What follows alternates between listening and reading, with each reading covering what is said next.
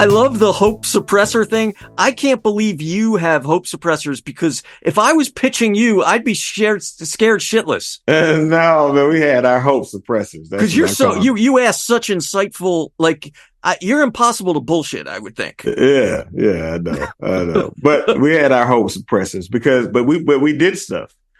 I mean, whatever you want to say about my tenure, we got stuff done, and we got stuff done at a rating of a level that in my city has not been matched in terms of population expansion, job creation, state of the economy, credit rating, all of the rest. And it's because, I mean, we watched the clock every day, and we dealt with our hope suppressors very aggressively and embraced them. And, you know, we had some people that we call complaint boxes, and then we had the hope suppressors, and then we had the get shit doners.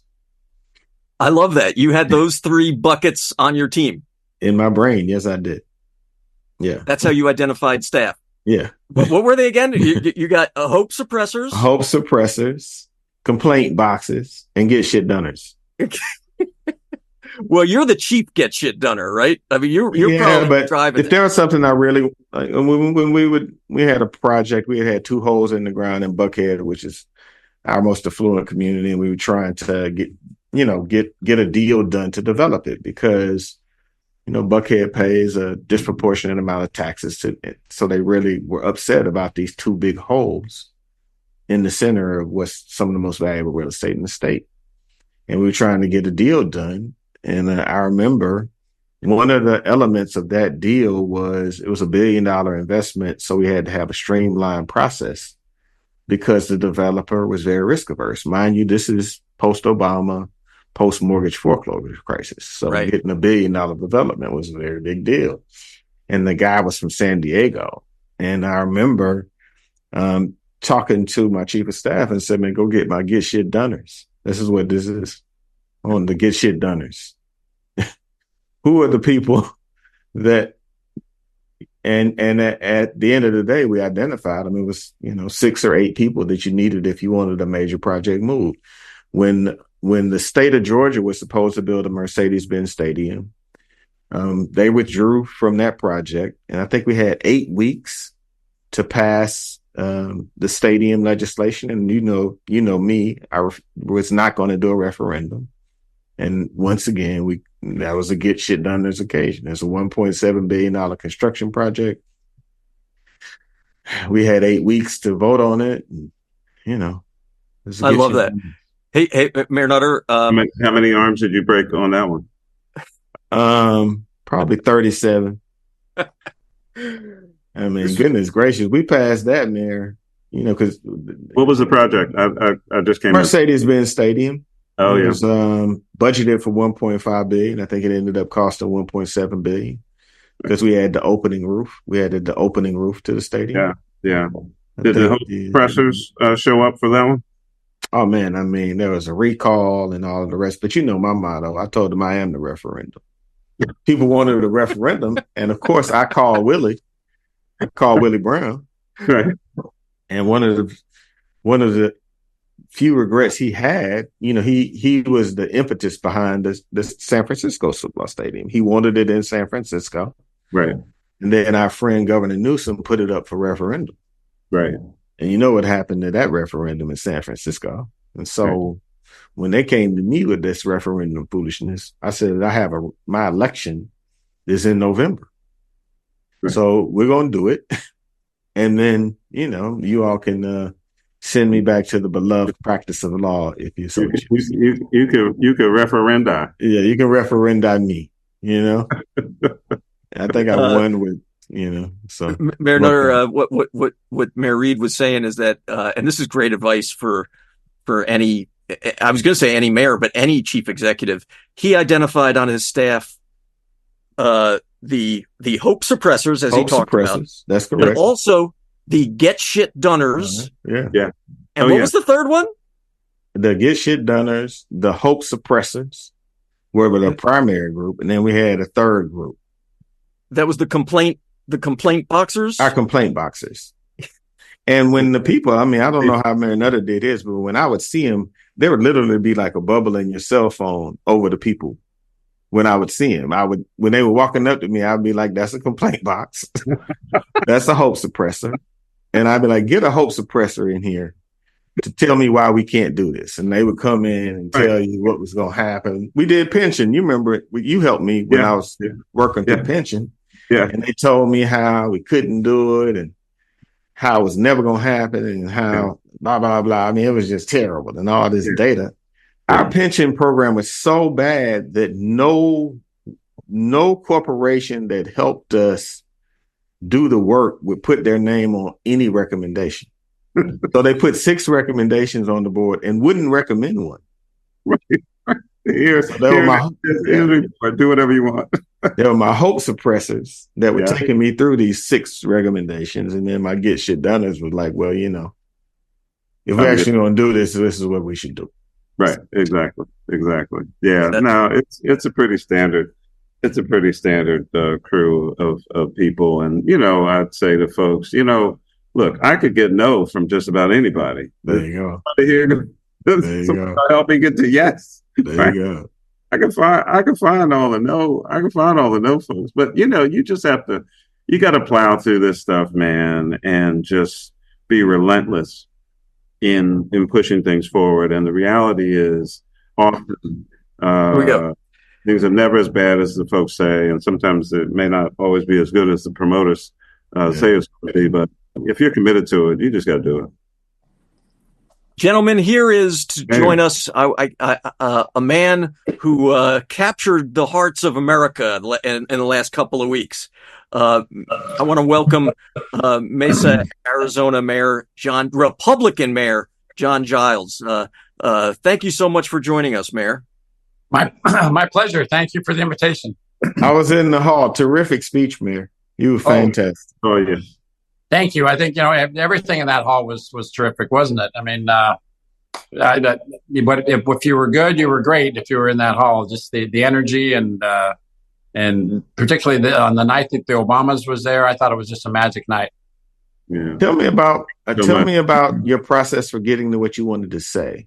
Yeah, I've done one of those convention talks, and I don't know how many minutes you had. I had 4, but to focus on what you wanted to say and share with the American people, take us through that moment. Practitioners who have to write big speeches. Thank you. That was an interesting experience.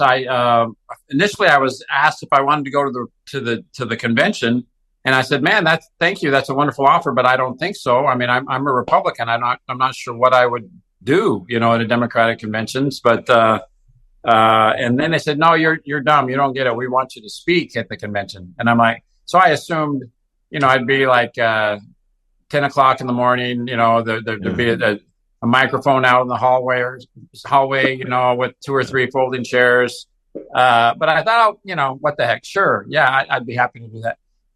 And then, they say, oh, no, there's, all the speeches are prime time, and so then it gets kind of serious and you get a little nervous. But they assign, a person to help you write the speech. And they say they were on a really strict time limit. And they said, for you, we got 3 minutes. And that includes the time you walk out. That includes the time the people clap. So really, you got maybe 2 minutes. And so they said, you get 300 words. And you go, you don't realize how little 300 words is until you start writing it, right? And so I came up with like 340. And I thought, they'll probably give or take a little bit. And I turned it into them. And they said, what part of 300 words do you not understand? It says right up there at the top of the page, you need 300 words. Yeah. So finally, I turned in 299 words, and it was, and they helped me. It was the stuff that I knew that they were interested in me saying. Sure. But then it goes through another layer of approval. Right. And so it comes back, and all of a sudden your 299 words are different than the ones that, that they've told you want. Yeah. You want your word back. I wanted my word back, man. That's right. Yeah. Right. And you go, okay, but they're saying we're not putting words, this is all stuff you've said, but we just like some stuff you said, it's changing. So, and anyways, I was happy to do it. It was still my speech, and then you get there and like literally the day you show up, they go, oh, we've kind of made some changes. We're moving you around, and so there's a different emphasis, on the part of the program that you're in. So here's your new speech, and you go, wait a minute, I'm going to be on national television, and I've been practicing the speech, in front of my bathroom mirror for a week, and now you're telling me I'm not giving it anymore.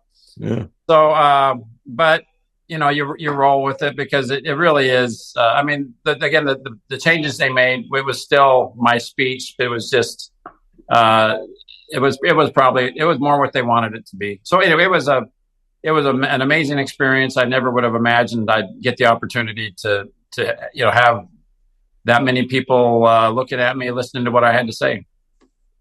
Tell us what got you to that point. We're a real Republican, a lifelong Republican, a conservative, got to the point where you decided to give that talk at a Democratic convention.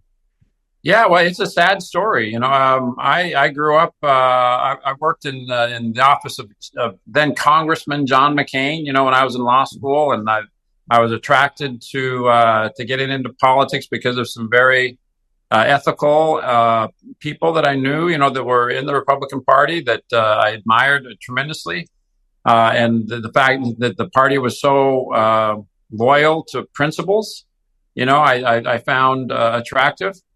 And then, in the last few years, to have that just totally turned upside down, and there is no longer any loyalty to principles. It's all loyalty to an individual. And so that's just been a heartbreaking process, not just for me, but, for millions and millions of Americans who are now politically homeless, because we see what a deeply flawed candidate, Mr. Trump is. And there's nothing there that we can endorse. And at the same time, we're not Democrats either. We're not. Some of the more progressive policies of the Democratic Party just don't resonate with me. And so, what to do? It is really a quandary. So, those were the folks that I think they wanted me to speak to, and I think those are also, frankly, the folks that are going to help decide this election. We're so evenly divided as a country, that it's that narrow margin in the middle that is going to tip it one way or the other. Mayor, great to see you. And I think what Mayor Reed is also conveying is that, the personal strength and conviction that it takes to go from, will you come to the convention, to ultimately giving that speech and really speaking, it's true, speaking truth to power, and really telling people, regardless of party, what's on your mind and how you see things, and at the same time, obviously, by what you just said, remaining true to principles and values, and saying, hey, some of the things that the Democratic Party may stand for, or the more progressive parts of our party may stand for, you don't agree with. But at the end of the day, you made the decision that, there's this one thing over here that's actually more important than some of these other things. And you're to be commended for that. It was mentioned to me off and on. I don't think, and Mary, I think we've certainly gone to a number of conventions. I don't think there's been a Democratic national convention that had so many Republicans speakers, especially, as the mayor mentioned, in a primetime situation. It has to have been possibly the most ever. I believe that's probably the case too. I think probably every presidential cycle, you've got people, that have left the party. So there's always this kind of, Republicans for fill in the blank and Dems for, so that's normal. But now, you've got the party leaving the people, and so you've got this large swath of people, that have been left behind. And so I think that's the movement in this particular election, I think is much more significant than a normal election. Mayor Reed, I know you have to, I'm sticking around. All right, because I wanted to make sure you got to No, say this whatever is you. important. Yeah, no. Well, go ahead and Mary, do you have any further comment or question? Because one of the things I wanted to ask, well, you go ahead, Mary. I mean, my comment in question is how's Mesa doing, and are you still having fun? Thanks for asking. That I think the reason we do this is to have fun, right? Because I think all of us make a little bit of a sacrifice to go into this job. Yes. Financially, it's not as rewarding as other things we could do. So if you're not having fun, it's crazy to not be doing it. So yes, I still every day I go to bed with a smile on my face. Even the days that you have some opposition. And my city is, I've been very fortunate to be here at a time when we've just experienced unprecedented success, as far as economic development goes. I got Fortune 50 companies that are lining up, and I'm going to ribbon cuttings and groundbreakings every week. And I've got a great council. I've got progressive Democrats and conservative Republicans, and we all just get along very, very well because we focus on the middle, the things that we agree on. And so I'm very fortunate.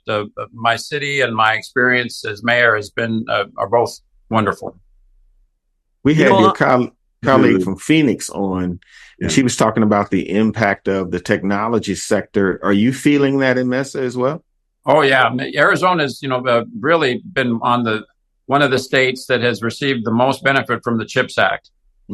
Kate Gallego, who you talked with, I mean, I think it's 7 or 8. No, it's like $30 billion of TSM, Taiwan Semiconductor, building all these huge fabs in Phoenix, which is my neighbor, and then my other neighbor Chandler. Intel is getting $8 billion from the CHIPS Act, and they're building new fabs as well.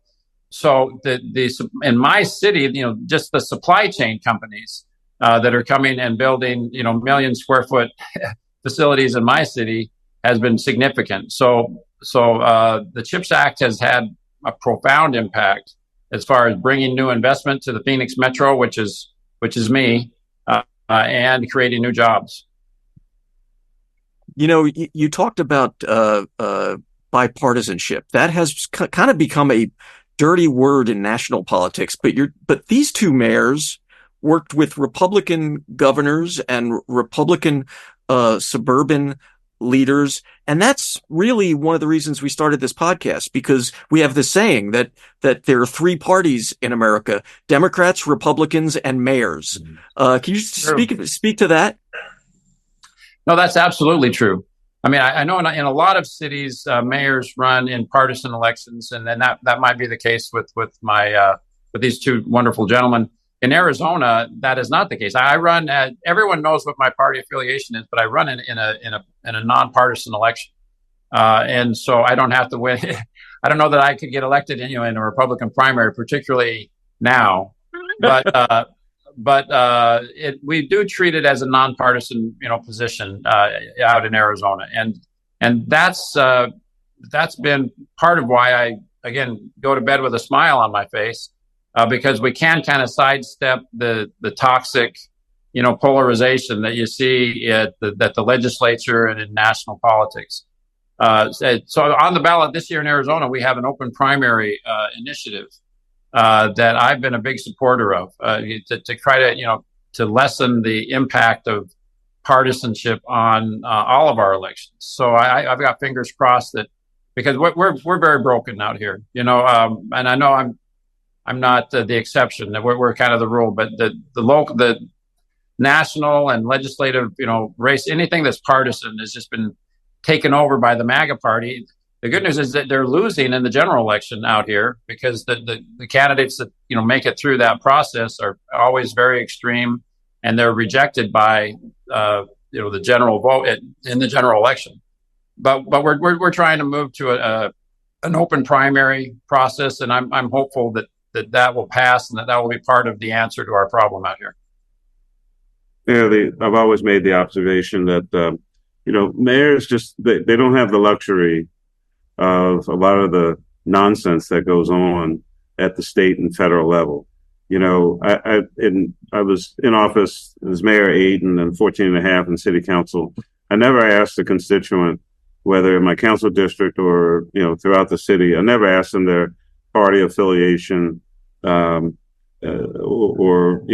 what their politics were. They wanted me to pick up their trash, fill potholes, put water in swimming pools, and that's all that really mattered. And so for mayors, we've talked a lot about getting stuff done, making things happen. That's what people expect from us. And we can have our political leanings. We can weigh in, on different elections. We can try to, encourage our constituents to vote a particular way. But on a day-to-day basis, they're just not focused on these kinds of things. They have their own lives. They have things going on. They're worried about their kids. They're worried about their parents and grandparents and what's going on their block and that kind of stuff. And, they'll get around to these other things. But on a day-to-day basis, the general public is often not paying attention to the same things that the politicians are. Absolutely. And that's been, it's been an interesting reaction, when I've come out, particularly in a big forum like last week. Sure, you get predictably, there's the partisan people that let that little brown emoji that we use on our phone sometimes. That's I feel like I've been permanently identified with that now, but the majority of people that stop me, in the grocery store or anywhere, it's been overwhelmingly positive. And they say, thank you so much for giving a voice to what I've been experiencing. So I do think the majority is still in the middle.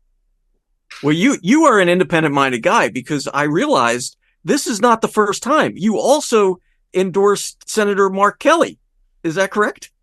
I did. 2 years ago, I went against Carrie Lake, who was running against Katie Hobbs to be governor of Arizona. Again, I didn't want to do that. I didn't want to, get involved in that nasty race, but it was an existential threat to my city. If Carrie Lake had been elected our governor, it would have been disastrous for my city. And Mark Kelly was also facing a far right MAGA candidate that I knew would be a disaster for my city. So I felt like silence was not an option. If I were going to do my job as mayor, I had to speak out. Well, I can't thank you enough. You give me hope, because we need you're a courageous guy. That takes courage nowadays. And also, by the way, there's one athlete on this podcast right now, and it's not me, and I don't think it's Reed or Nutter. Definitely not. Tell us about are you an Iron Man? About 25 pounds ago, I was an Iron Man. Yeah. I know Michael used to work with my predecessor, Scott Smith, and he told me that being mayor is a 10-pound a year job. And that's been about right. So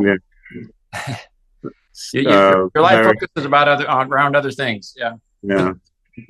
Larry, the mayor is referring to Mayor Scott Smith, his predecessor, maybe two before him, maybe. But he was first vice president of the U.S. Conference of Mayors president. Yeah, I remember. We worked very, very closely together. It was so crazy. And then Antonio Villaraigosa was president. I was first vice, and Scott was second. And we did an interview one time, and I called us the Mod Squad. One black, one white, one Latin. We had a great time together. Scott was wonderful to work with. Good group of folks. Well, Scott's now one of two people that is going to take over. I mean, that he's in the general election. He's running again for this job. So you might get a chance to chat with him again. Oh, because you're term limited. Correct. Oh, wow. All right. Well, Mayor Giles, we don't want to keep you. This has been terrific. Thank you so much for joining us, and thank you for your service. You gave a great speech, and we need more of you in our politics. So thank you. Well, it's been a pleasure to be with you, and I appreciate the great example of these two mayors. They talk the talk and walk the walk. So it's an honor to be with you. And you got the best backdrop on the podcast today. It's so cool. You can't go wrong with the kitchen, baby. No. Everybody loves the kitchen, right? This is where everything happens. All right. Yes. Take care, sir. Thank you, Mayor. Bye-bye. Well, Mayors, another episode. Thank you so much. You know, he's what a great guy, and I'm thankful that there's still folks like that in the John McCain. He worked for John McCain. That we need more Republicans like that stepping up. Adam Kinzinger gave a great speech. Oh, he did. He did. Yeah. There were a number of serious Republican folks that just, look, they put country over party and they let the chips fall where they may. And, but I think, we saw a lot of that. And obviously, the leading example, we talked about this before, was what President Biden did. I think the other week, Mary, when we were away, I said if there was a second printing of President Kennedy's book, Profiles in Courage, President Biden is first. He's the first chapter. No question. Very well said. People are going to be talking about that for 50 years, 100 years from now, about something that unusual that happened in 2024. Yes. Especially when you look at the accomplishments of that first term, arguably the most successful accomplished first term since LBJ, maybe? Yeah. In terms of legislation. And anyway, I don't want to keep you guys. This has always been awesome. Thank you for your service. And we'll pick it up again next time and have more fun next time. And we'll be talking about what Mayor Reed getting his gangsta lean on in his ride. When I come down there one day, he might give me a ride. Oh, there's no question about it. I don't know if he has passengers in his car. Get out of here. He just rides around by himself. It's just a black car. I'd pick you up from anywhere you wanted after you gave me a ride around Philly. The tour you gave me in Philadelphia was the best tour I've had. Oh, thank you. Nothing like seeing a city through the eyes of a mayor of a city. Absolutely. We got in his car one day after one of our visits, and man, he just took me through the city in a way that I'll remember when I'm 80 years old. That's awesome.